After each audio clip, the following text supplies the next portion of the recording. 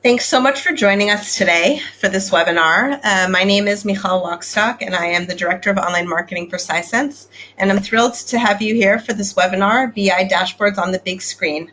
I'm glad to see so many people interested in this topic, and to have TJ on the line, who, since our last webinar with Trupanion, has been promoted to VP of Analytics. So that's exciting news. I'll let TJ introduce himself and Trupanion. But I wanted to say that this topic specifically came in as requests from a lot of our prospects and our customers who are interested in seeing how they could display dashboards within their organization. And knowing that TJ had done that successfully in Trupanion, I asked him if he would be kind enough to host with me. And I was very glad that he was willing. So we're going to do this in a more of a Q&A discussion type format. I hope that you'll find that interesting. And if you have questions throughout the webinar, please feel free to ask them in the chat box at the bottom of your GoToMeeting console, and I'll shoot those over to TJ at the end of the session. Also, I wanted to say that the webinar will be recorded, and I will send that out after the session, so feel free to sit back and enjoy. And before we get started, I wanted to launch a poll and see what you're currently doing with dashboards. So I'm going to launch that right now, and if you could take a second to answer that. There we go.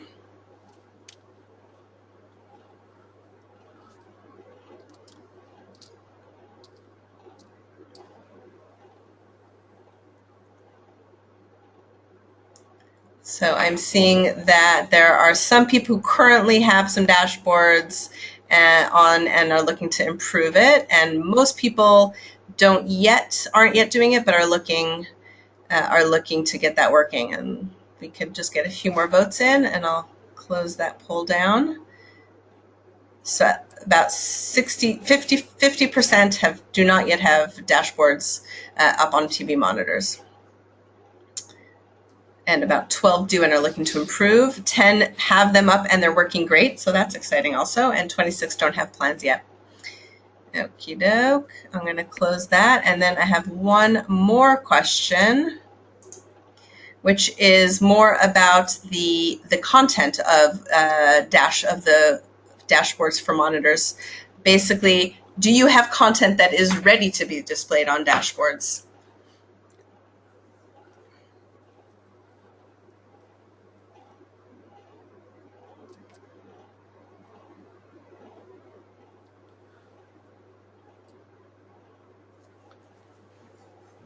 Here we have a lot of people have dashboards, but they don't feel they're ready yet for display. That's about 30%. It looks like some people aren't up on BI yet and still haven't built their dashboards. This is actually a pretty even split, 25% across. Okay, so that is interesting. We can work with that, TJ, when you're discussing how you guys are doing it there. Okay. And with no further ado, I don't think I have anything else. I will pass it on to TJ. All right, thanks, Michal. Sounds like there's about a dozen people who already have this working well, so maybe we could get them on the phone instead. So a little bit about my background. So I've been at Trupanion for a little over 6 years, which makes me around for quite a while. So around here.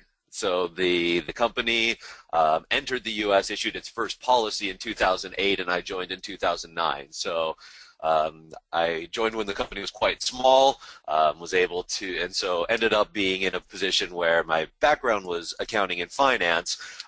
Came here and I had a history of being used to having really nice packaged data sets because I came from banking, and then when I got into this startup insurance company type of world, needed to learn how to extract the data for myself because everything was a little bit just chaotic. So that's where I ended up being very self-taught with the sort of BI and data aspects of the job that I do now. So learning SQL, learning BI platforms and figuring out how to pull everything together. So I would be one of the good examples of people that don't have a technical background, but I led the selection of Sisense and was really looking for a platform that somebody like me, who doesn't have much of a technical background but does understand how to convey information to people, needed a platform that I could lead on my own. And so that is really what drove us to Sisense, and it puts me in a unique position now, where I have largely my background is in sort of the business and strategy side of things, but also have picked up a lot of the technical things along the way. And as Michal noted, I've the analytics team that I lead up now really has 3 functions, and we discussed this a little bit on the previous webinar. The idea of having one team that has most of the data responsibilities for the company, and so we're informally known as the truth department because a lot of the analysis comes through us. So I lead up the team of actuaries, so the actuarial team as far as pricing, reserving, that all flows through. Obviously, being having an insurance component to our company, there's a lot of value in having the people who are doing BI also have actuarial backgrounds. Also lead up the financial planning and analysis function, and of course, business intelligence. There's a team of 9 in total that handles all of those functions, which is almost the size of the Seattle office when I started. Wow, so you guys have seen a lot of growth. I would just want to mention you referred back to the past webinar we did, so I want to mention that we did about a year ago a Trupanion webinar about your choice of Sisense and the success you guys have seen with Sisense, and I'll include a link back to that webinar in the follow-up email after this, so if anyone is interested in going back and hearing the original webinar, I'll include that. But for those people who don't know Trupanion, can you just give us a short summary of what is Trupanion? Sure thing. So Trupanion is a company that offers medical insurance on cats and dogs. And so the basic concept there is that when a pet gets sick or injured, Trupanion will cover 90% of the veterinary bill that's incurred to treat that accident or illness. And the company was started in Vancouver in 2000. And then took on venture capital and moved to the U.S. in 2007, issued first policy in 2008. I mentioned I joined in 2009, and then we had our IPO in July of last year. And so obviously that has been a lot of growth. There are about 15 people in the Seattle office when I started. We're now north of 400, and we offer policies in the U.S., Canada, and Puerto Rico.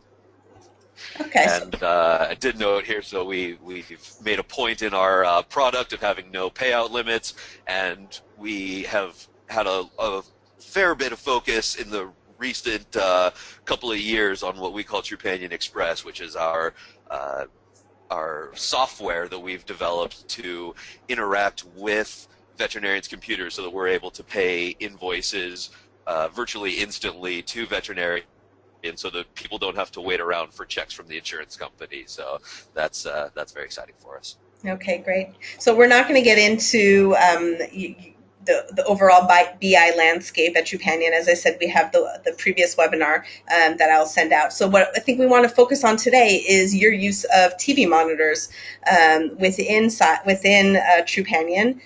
So to start with that, was that your idea? Where did that initiative come from? Sure thing. So this was largely driven by our CEO. Using data to make decisions and having a focus on transparency and individual ownership around the company is a really big priority for us. So that's a core value for us, is that we provide KPIs to people and to the rest of the organization to keep various units accountable, and of course getting rewarded when they're crushing those metrics. And so when we first started looking for a BI platform, we were focusing on a lot of other things, and then toward the end of the selection process, it was, make sure that it's going to end up on TVs. And so that was always a really big priority. It was driven from the top down, and it's really helpful to have that top down driving and at least buy-in, because once you're off and running, it's important to have everybody sort of on the same page for that. So that was definitely a passion. He drove us to have things up and get content on them in a hurry. So that's it was really driven by him, and then it was up to us to figure out a way to get all the other things to fit in with that vision of having the dashboards displayed around the office. And what was the big picture goal in getting those up and visible for everyone to see? Sure. So, I mean, I mentioned that it was largely about transparency, but there's so many other main goals that come in. So, one of the key things about having data up on TVs is that you get this high level versus in the weeds dynamic where everybody needs to see the high level information, but also on their computers they're going to be diving into the details. And so getting that high level baseline understanding for everyone is really important. I mentioned earlier that our BI and analytics team were established to be the truth department, which is sort of what we're informally called, but be that objective source of truth for the company. And the TVs really help with that, because once you have that, then everybody's sort of pointing to the same thing. So in a lot of companies, and we're no exception, there's situations where different teams are reporting the same number, but they're doing it slightly differently, so there's confusion.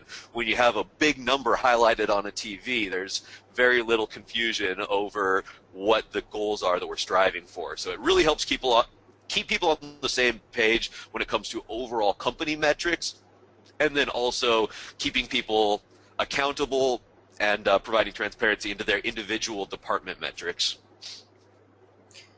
Great. So let's talk a bit about the execution. How many monitors do you have up, and what types of dashboards do you have up on those monitors? Sure. So we have about 15 monitors around our building. We actually just expanded into a second building, so we have a few there too.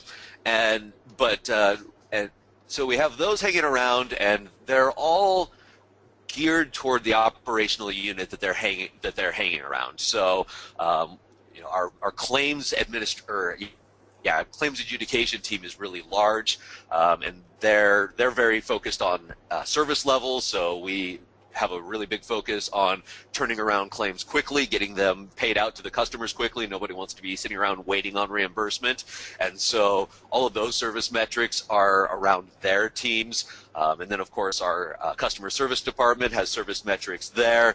And then the more sales-focused departments have sales metrics. And so for each of these teams, they have unique metrics up above them, so that if, say, I go over and I'm visiting with somebody who leads up the outreach to shelters, then I'm going to be able to see the metrics that he's driving to hanging right above him. And so that's really key, because it helps facilitate conversations and helps people focus on the really important metrics for them. So yeah, the way that we organized it was really to put the key operational numbers in front of them. And then, of course, a few of the TVs are focused on more overall key company metrics. So right in the center of our office is where a lot of the exec level and manager level people all sit together. And so those are going to be more general high-level metrics, the key things that we're driving to as a company. And so each department should have a view of their individual team metrics on TV, and also be aware of the overall company goals and have metrics for that. Mm-hmm. Yeah. And technically, how did you actually, what hardware and software are you running to get the dashboards up on the monitors? So the way we have it set up now is for each of these 15 TVs, so we have 50-inch monitors that are mounted around the office, and then attached to them is a Chrome box. So actually I'm going to flip slides a little bit here and show a display here. So the Chrome box, it's maybe 6-inch by 6-inch by 3-inch, 2-inch. and it's a small computer that is easy to mount up on the wall alongside the TV. So most of them are mounted behind the TV. The one that I grabbed a picture of here is off to the side where it's easy to see. And so some of the nice things about that, it's a full it's a computer, so we're able to run a full browser and just pull up Sisense as a URL there. It has a USB port, so we just plug in wireless mouse and keyboard, and we're able to navigate it just as any other computer. And were there other? And I think you mentioned that you had tried other options that didn't work nearly as well. You want to talk about some of those? Yeah, we've gone through a few different exercises. So the first pass, the TVs that we're using now are actually they're smart TVs, so they have an embedded browser. And we originally did that thinking that would be relatively simple, and that ended up being a little bit of a mess. So for one thing, the browser is not very good. It actually isn't compatible with the new HTML5 with the new Sisense. We pulled it up because we were back on Sisense 4, and so it would display them, but not terribly well. And so we did that. It was a little bit of a fit. It was certainly more expensive. So going back in time, we would have saved, probably hundreds of dollars a piece by just getting a simple screen with a Chrome box. So at the time there was no separate computer. We were just using a browser within the TV. Didn't work so well. We looked at using a Raspberry Pi, another option for a really small device that'll get the browser up. It was just slow and clunky, and that didn't work out so well. One of the challenges that we face now, much as the Chromebook works pretty well, they're still individual computers. So we have 15 individual computers with individual monitors. So if something goes wrong, it's possible that we have to go to each one of them and reset them. So, I mean, it's as simple as we had a power outage during the night one night, and then we had to go through and reset all of them and log back in. So we're now looking at using a Chromecast to do this all from a centralized computer. So it'd be set up where each of these TVs has a Chromecast, about $35, really simple, and then all of that could be managed from a single PC. And so we're excited about what that'll look like, but we haven't figured all the details of that out yet. Mm-hmm. So what were the team's initial reactions when the monitors went up? So I've commented before, one of the first things I heard as soon as we put it up, we have one of our TVs is right above our inbound phone sales team, and so it included a leaderboard of who had the most sales of the day, and that's been really valuable. It created a lot of friendly competition, and the comment I heard was from a good friend of mine there who said, "Oh man, this is now a Glenn Ross workplace we're in." But overall, it's been really positive. I think I mentioned I threw a text on one of these slides that said the metrics became addictive, and that's a comment from some of the managers. There's a lot of people who get really focused. It's almost a gamification of people's jobs, which is really exciting. And at Trupanion, everybody here, it's a really great culture. People are really engaged with trying to build the company, and so they're really interested in how the overall company is doing, how their jobs are tied in. So everybody wants to see high performance, and so it's been really positive, and people are really interested in having that information up. And then I would also say that, especially from sort of a management level, people really appreciate the transparency and the communication. Especially when a company is growing really fast, it's easy for people to be left behind. New initiatives don't get communicated to the full team, or we're constantly changing areas of focus, not constantly, but frequently, certainly changing areas of focus, and so it's easy for certain people to lose track of the key metrics that really don't change. And so by throwing up these TVs, now there's a really unambiguous statement as far as here's the things we're going toward and here's our performance against them. Now, is everyone on location in your office? Do you have some remote satellite offices or people who aren't in the office to see those screens? And what kind of value can they get or not get from those screens? So the vast majority of Trupanion is all on site. So we have most of those 400 plus employees are all in Seattle. We have a few in a small office in Vancouver, and then we also have a field sales team that we call our territory partners, and they're sort of the main distribution channel for us and a big differentiator for us in terms of how we get our product to market. And so they're out in the field, and once again, when people are out in the field, the company's growing quickly, not all the information gets communicated the way people would like.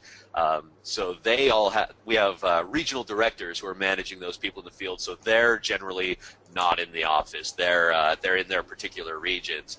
And so having Trupanion or integrated with SciSense really helps them stay on top of what the company's doing, how the overall company metrics are going, and how they fit into them. And so they're generally not going to be using TVs. They're going to be looking at this information on their PCs, on their tablets.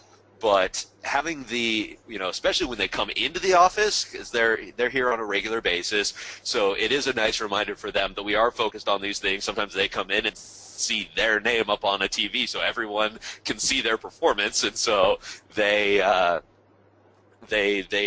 aware that we are paying attention to them, which is really helpful for people who are in the field. And it's easy for somebody in the field to start to think that they're off on their own a little bit. They're not sure how much people are paying attention to them. So when they come and see their name up on a TV with their performance, definitely is a reminder that we're paying attention. But it helps. By having the TVs, it keeps everybody in the office on the same page, which just helps the communication out to those people who aren't necessarily in the office. Mm-hmm. So since you've gone through this whole process already and you've been playing with it back and forth for quite some time, maybe you can share some of your top do's and don'ts with our audience? Sure thing.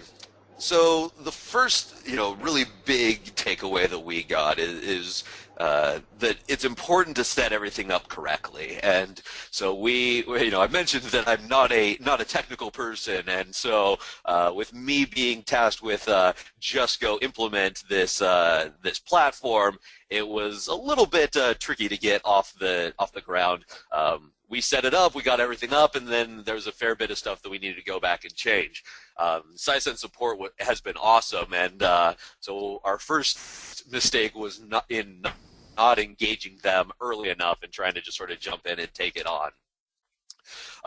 The poll question earlier was, do the listeners have content that's ready to go up on the TVs? And one of the key tips that I have is to start with the desktop. So build out your content, put it in front of the managers who are going to be using it and working with it, make sure they're comfortable with it, and then start thinking about putting it up on the TVs. I think in our case, I mentioned that one of the passions of the CEO was to get metrics up on all the TVs. So it was almost, we hung all the TVs, then he came to me and said, go fill them with content. And that was really helpful for getting us to work all weekend and get it done quickly.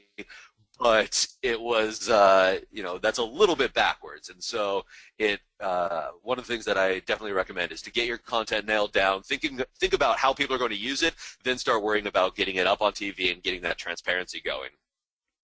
And so I mentioned that it's important to have managers be bought in. So you don't want to start throwing metrics up on TVs, and the people who are responsible for those metrics aren't fully bought into those definitions, because they're going to start getting all the questions for why that metric is up or down, and they need to have full comfort with that and be able to dive into it. At the same time, expediency is important. So at times when we've been designing dashboards for TVs or automated reports that go out over email or whatever, just the design phase ends up with a lot of people debating over colors and layout and whatever. So it's important for the team that's implementing this platform to have the faith of the organization to go in and implement the best way. And it's really easy to get bogged down in trying to do this by committee. So you don't want to do that, but you certainly want buy-in.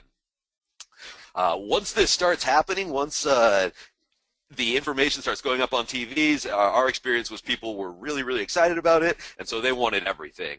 And so it's important to prioritize your the things that are going to go up. So have in mind what's the ROI and what are the actions that are going to come out of providing this information. So oftentimes, there's something that somebody gets curious about and they say, hey, throw it up on the TV. And it's important to have the authority to say, this isn't necessarily the right time. We have other priorities. And so you really want to make sure that you're moving slowly and methodically enough to have the highest ROI stuff first, and don't jump in too early. And to that, similar to that point, is to keep in mind the right form for the right information.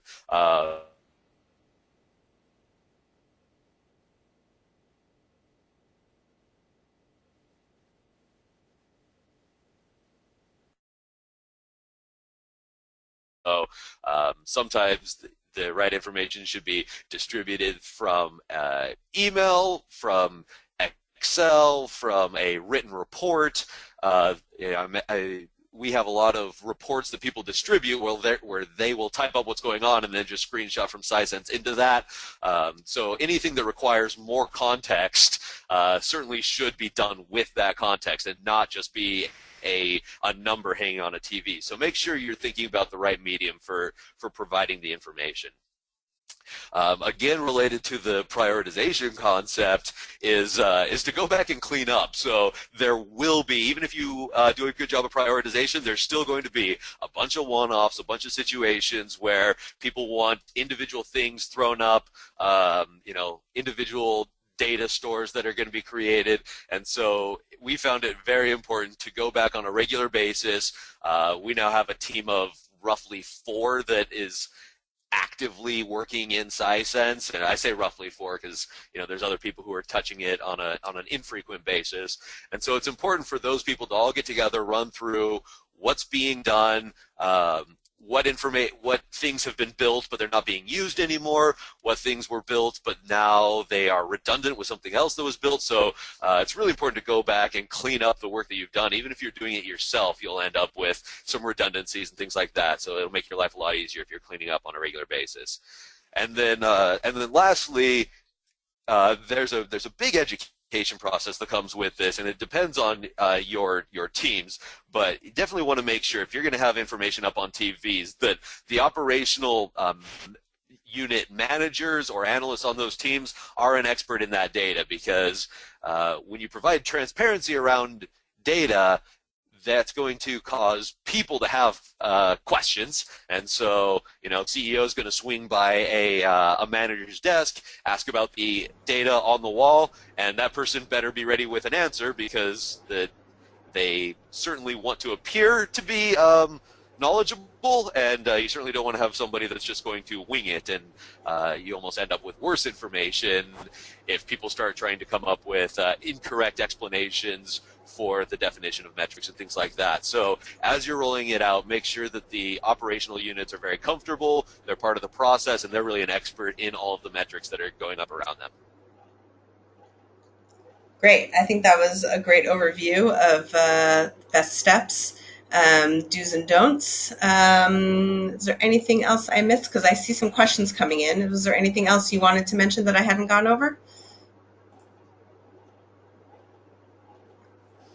I think that's it for me. I'm interested to hear what questions are. Okay, sure. So here's the first question. Do the computers not keep going to sleep? How do you ensure they stay on 24/7 and also that the dashboards are refreshing?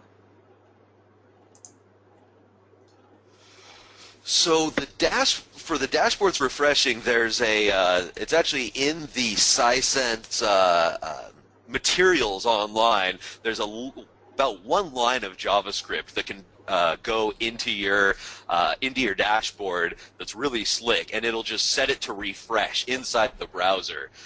One of the things that we tried something else at one point before we discovered that, where we were actually refreshing the entire browser on a regular basis, and that caused it to be mostly in a loading mode when people were trying to look at it. But there's 1 line of JavaScript. Maybe we can include it as part of the materials after the presentation, a link to that. But it's really slick, and the widgets will just update throughout the day. So that part's really slick. To be honest, I don't recall on the computers how. I believe they just stay on, so we just set them to not go to sleep. And then the monitors, the ones that we have they can auto go on and off throughout the day. And so we've set them to just turn themselves off every night at 10 p.m. and then they just come on in the mornings at about 5 a.m. So they just pop on and off. Great. Another question, can you run down some of the metrics you're tracking besides sales team performance? We could really use some ideas about the kind of metrics that you found important. Sure. And before I answer that, I just one other point back to the idea of the refreshing dashboards. So just a point on that is that some of our information is essentially live. So every couple of minutes, I think the dashboards are updating. And so, for example, with sales, we're tracking sales throughout the day, and we actually went back and figured out, okay, if our quarter end target is X, how many enrollments do we need as of this minute of this day to track again? So there is sort of a race throughout the day between the actual and the plan, which is pretty exciting. Other data that we have up on the screens is not updated throughout the day. So those numbers will be updated nightly, and so it's not really about tracking sort of throughout the day. It's really just about that transparency. It's not as relevant to do it throughout the day. So I did mention sales team metrics. So for the company, yeah, we have sort of that race going. For individual operational units, they mostly are looking on a month-to-date number rather than like a day-to-now number. So those will generally not update throughout the day. I mentioned a little bit about service. So that's the other really big area for us is the customer service numbers. So up in claims, we have our service levels when we have dials for how they're performing. So trying to get 80% within a certain service level. So that's really key for us. Cancellations, we're a recurring revenue company, so we're very focused on churn, and so we have metrics around churn. We have a team dedicated to retention of our customers, so they're paying attention to the number of customers that are calling in, looking to cancel, unhappy for whatever reason. So we have that information up on a dashboard and tracking their performance. And then that one of the other things that we have, it's often overlooked because it's pretty much the least sexy of functions in our company, but the internal IT operations team was one of our actually best as far as most unambiguous successes, so they're the ones taking in service requests from the rest of the company. We have 400 employees. They're running into issues with their technology, running into things that they're asking for fixes on the back end for customers. And so we before they were really not reporting out information as far as their performance. We put their metrics up on the TV in terms of how many tickets are being closed in a day, how many are outstanding, how many are being done by each individual person, and the time that it took to close a ticket went from 65 hours down to 4 in the time after we started making that information transparent. So that was a pretty good one. So that's an example of something that we rarely talk about externally, but it's an important service level for inside the company. It does have a direct impact on our customers. So that was another good one to keep in mind. Someone thinks that you have pictures of their dog on your screen. Just wanted to let you know that. Oh, okay. So basically I have two similar questions, which is about resistance. One is, did you find any resistance to putting dashboards up on boards? And if so, were there specific departments or groups that you found to be resistant? Oh, and here's another one, more. And how do you address resistance? Well, I think we're going to publish this so well, I don't think I can call out individual departments because they might be listening. But in all honesty, no, there weren't any particular departments that were that had resistance to this. In general, people were very receptive to having this information up. You know, that's part of the culture here. Everybody knows that we're using data to make decisions and are very focused on the data and the metrics, and so there's really no excuse for people to be resistant to having transparency or having that information up.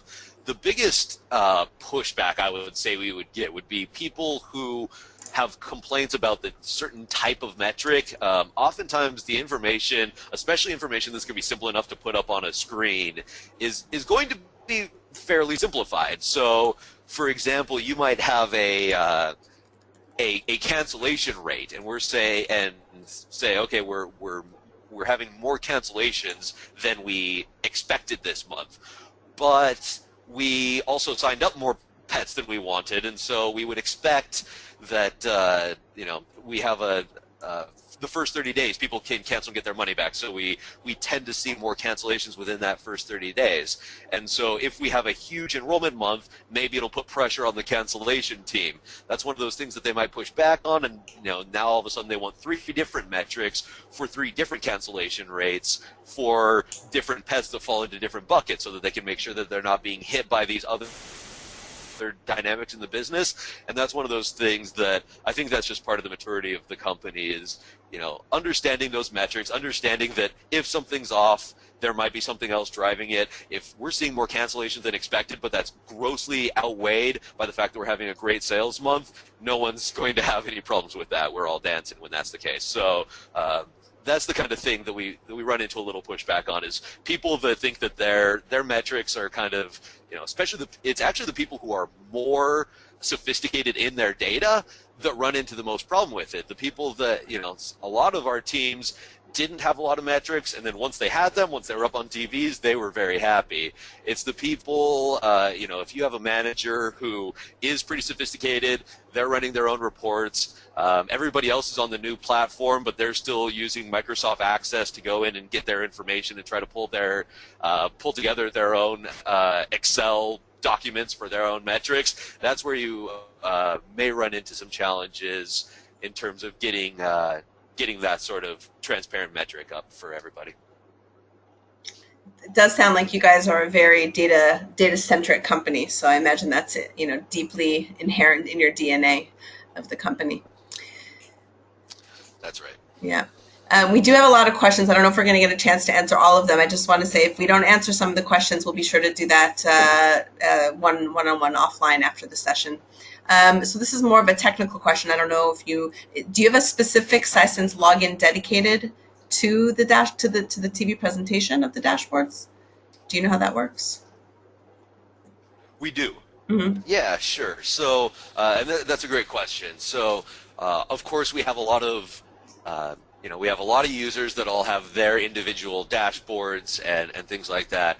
And then for the TVs, those are really the very public metrics. So, you know, we have some Sisense dashboards that are only accessed by a certain manager, or maybe a couple of managers, but they're really not for most people's consumption. But everything that goes up on the TVs is information that we want everybody to have. And so that is we have a single public logon that the TVs use. And then also when I mentioned, say, people who are in the field, or at least off-site, they're able to log in with those same credentials so they can see that same information. So if we have a person who's managing our Northeast territory partners and he's out in the Northeast, he's able to log in with those credentials and see whatever people at the home office are seeing. So we do have one logon for all the TVs, and we make that login information public to everyone in the company, so that